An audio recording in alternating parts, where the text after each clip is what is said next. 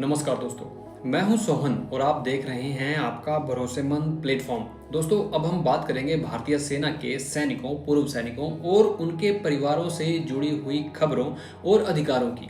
दोस्तों, जब एक सैनिक यूनिफॉर्म पहनकर देश की सेवा करता है तो वह अपने सिर्फ नौकरी नहीं कर रहा होता, बल्कि वह देश की सुरक्षा, सम्मान और भविष्य की भी रक्षा कर रहा होता है।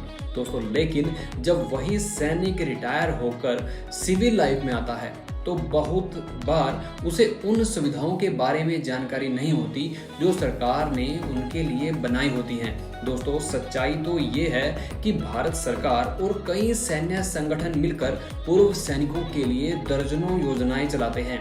दोस्तों, लेकिन दुख की बात यह है कि बहुत से पूर्व सैनिक इन योजनाओं का फायदा सिर्फ इसलिए नहीं उठा पाते क्योंकि उन्हें इसके बारे में सही जानकारी होती ही नहीं है। तो दोस्तों, आज के इस वीडियो में मैं आपको बताने वाला हूं पूर्व सैनिकों और उनके परिवारों के लिए 18 ऐसी सरकारी सुविधाएं जो हर ईएसएम को जरूर पता होनी चाहिए। दोस्तों, अगर आप खुद एक पूर्व सैनिक हैं या आपके परिवार में कोई सेना से रिटायर हुआ है तो ये वीडियो आपके लिए बहुत ज़्यादा महत्वपूर्ण है। तो दोस्तों, चलिए वीडियो की शुरुआत करते हैं। दोस्तों, सबसे पहले बात करेंगे पेंशन और आर्थिक सुरक्षा की, क्योंकि रिटायरमेंट के बाद सबसे बड़ी जरूरत होती है एक स्थिर और भरोसेमंद आय की। तो दोस्तों, यहाँ नाम आता है सर्विस पेंशन का। जब कोई सैनिक कम से कम निर्धारित सेवा अवधि को पूरा कर लेता है तो उसे हर महीने एक पेंशन मिलती है जिसे हम सर्विस पेंशन के नाम से जानते हैं। दोस्तों, यह पेंशन उसकी सेवा के वर्षों, रैंक और अंतिम वेतन के आधार पर डिसाइड की जाती है। दोस्तों, इसका एम होता है कि रिटायरमेंट के बाद भी सैनिक और उसका परिवार आर्थिक रूप से सुरक्षित रह सके, सेफ रह सके। दोस्तों, सेकंड नंबर पर आती है फैमिली पेंशन। अगर किसी सैनिक की किसी कारणवश मृत्यु हो जाती है तो उसके परिवार को अकेला नहीं छोड़ा जाता, बल्कि सरकार द्वारा फैमिली पेंशन की सुविधा उन्हें दी जाती है। दोस्तों, इसमें सैनिक की पत्नी या पति या कुछ मामलों में बच्चों को भी मंथली पेंशन दी जाती है।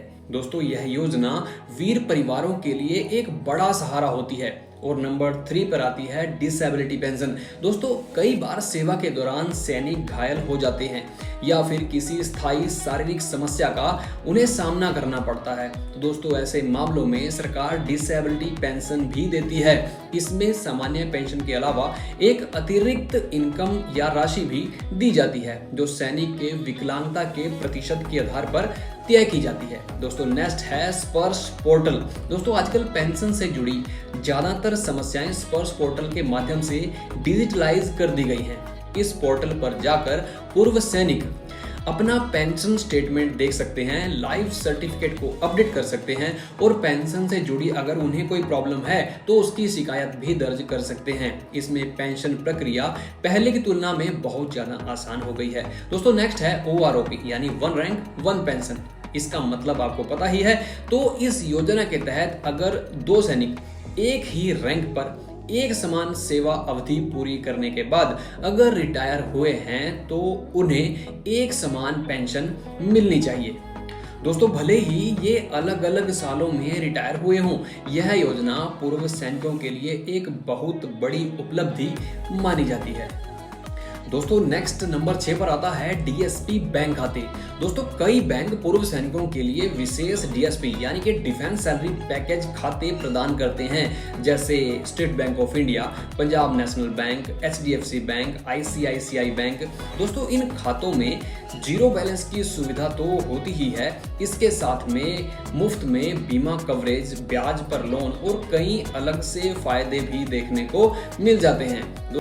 दोस्तों, चलिए अब हम बात करते हैं स्वास्थ्य और दैनिक जीवन की सुविधाओं के बारे में। दोस्तों, क्योंकि एक अच्छी स्वास्थ्य सेवा हर पूर्व सैनिक का अधिकार है। दोस्तों, नेक्स्ट हम बात करेंगे नंबर 7 यानी ECHS। ECHS का पूरा नाम है ex serviceman contributory health scheme.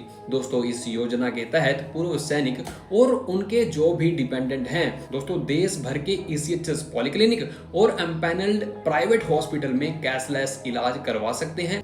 दोस्तों, इसमें डॉक्टर कंसल्टेशन, टेस्ट, ऑपरेशन और कई तरह की मेडिकल सुविधाएं शामिल होती हैं। दोस्तों, अब हम आ गए हैं नंबर 8 यानी CSD कैंटीन पर। दोस्तों CSD कैंटीन पूर्व सैनिकों के लिए एक बहुत बड़ा लाभ है। दोस्तों यहाँ पर घर का सामान, इलेक्ट्रॉनिक्स, वाहन और कई अन्य वस्तुएं सब्सिडी वाले रेट पर मिलती हैं। इसमें पूर्व सैनिकों के परिवार का मासिक खर्च काफी कम हो जाता है। दोस्तों अब हम आगे बढ़ेंगे और बात करेंगे भविष्य की तैयारी और करियर के बारे में। रिटायरमेंट का मतलब जीवन का अंत तो बिल्कुल भी नहीं होता, बल्कि यह एक नई शुरुआत होती है दोस्तों। और इसी के लिए सरकार कई योजनाएं भी चलाती है। जैसे हम बात करते हैं नंबर 9 यानी DGR, जिसे DGR यानी डायरेक्टरेट जनरल ऑफ रीसेटलमेंट भी कहते हैं।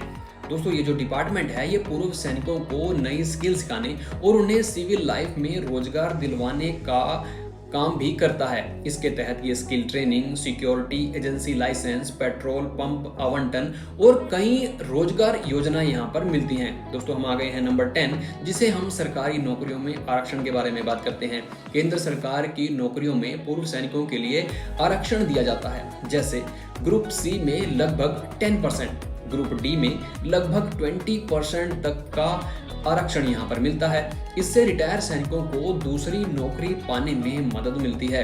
दोस्तों अब हम बात करेंगे नंबर 11 एक्सीडेंटल इंश्योरेंस के बारे में। दोस्तों रिटायरमेंट के बाद भी पूर्व सैनिकों को 30 साल तक या फिर मृत्यु तक इंश्योरेंस का कवर मिलता है। दोस्तों ये सुविधा परिवार की आर्थिक सुविधा के लिए बहुत ज्यादा इंपॉर्टेंट हो जाती है।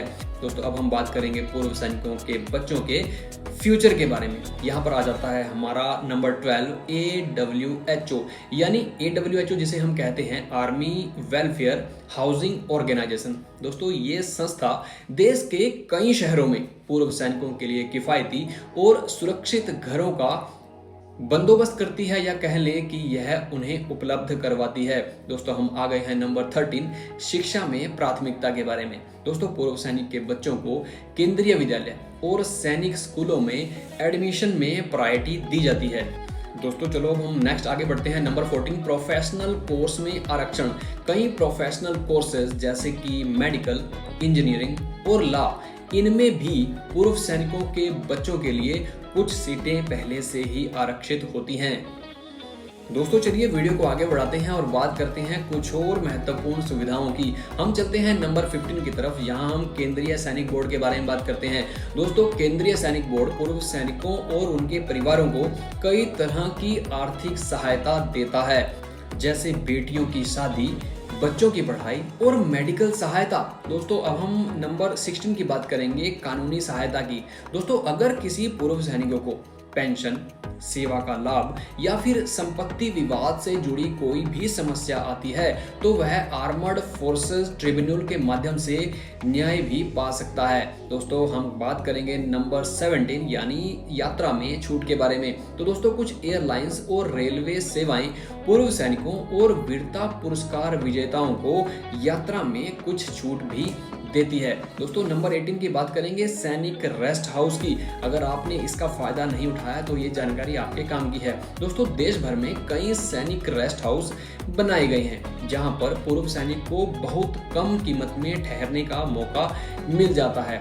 तो दोस्तों ये थी पूर्व सैनिकों और उनके परिवारों के लिए 18 सबसे महत्वपूर्ण सरकारी सुविधाएं।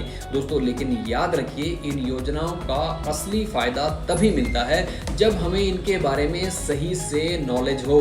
दोस्तों इसलिए अगर आप एक पूर्व सैनिक हैं या फिर किसी पूर्व सैनिक से रिलेटेड परिवार से हैं तो इन योजनाओं के बारे में जरूर जानें और इनका पूरा लाभ उठाएं। दोस्तों अगर आपको ये जानकारी उपयोगी लगी हो तो वीडियो को लाइक करके वीडियो को अपने दोस्तों के साथ में शेयर जरूर करें और ऐसे ही आर्मी और वेटरन से जुड़ी सही और भरोसेमंद जानकारी के लिए आप मेरे चैनल को सब्सक्राइब जरूर करें। और हाँ इस वीडियो को अपने साथी पूर्व सैनिकों तक शेयर जरूर करें ताकि हर असम अपने अधिकारों के बारे में जागरूक हो सके। मैं हूं सोहन साहब और हम फिर मिलेंगे किसी नई इंफॉर्मेटिव जानकारी के साथ। जय हिंद।